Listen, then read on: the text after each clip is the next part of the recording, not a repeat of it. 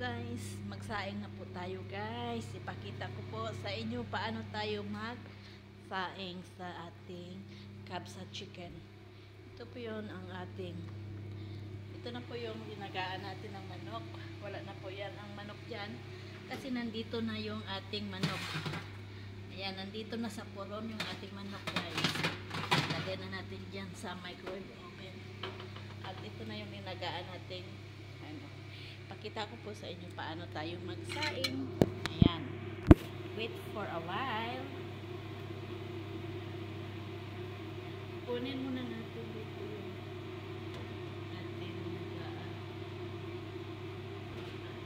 ito na yung ating basmati rice. Ayan. Ang gagawin natin dito, lagay natin yung sabaw ng ating ginagan.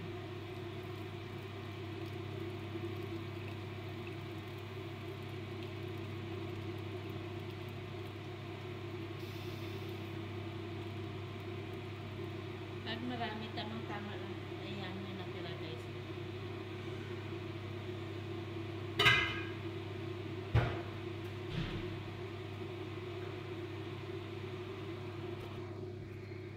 Atin na yan, halo ang ating rice. Ayan po guys. Hintayin natin maluto yung ating rice. Ayan po guys, kumukulo na yung ating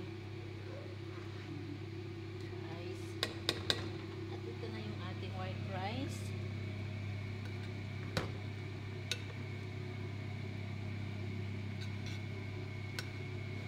Yung para kayo pumunta na white rice. At ayan na yung ating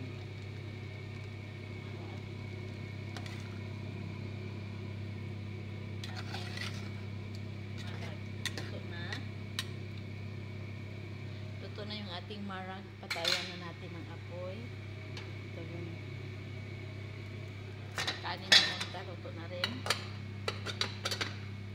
Hinaan na natin ang apoy yan.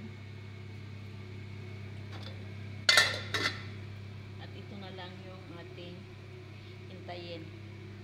At ito yung ating manok sa oven. Ayan guys. Hintayin natin yan mag golden brown. Tapos baliktadin.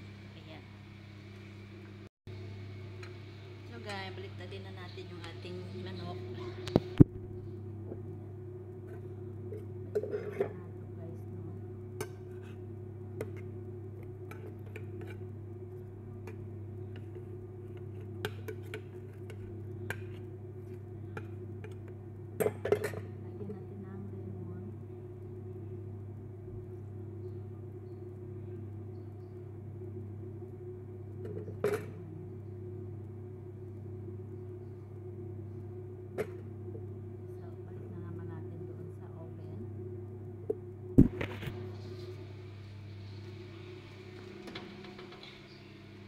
To guys para mag golden brown yung balat niya. Tapos check natin yung ating yellow rice.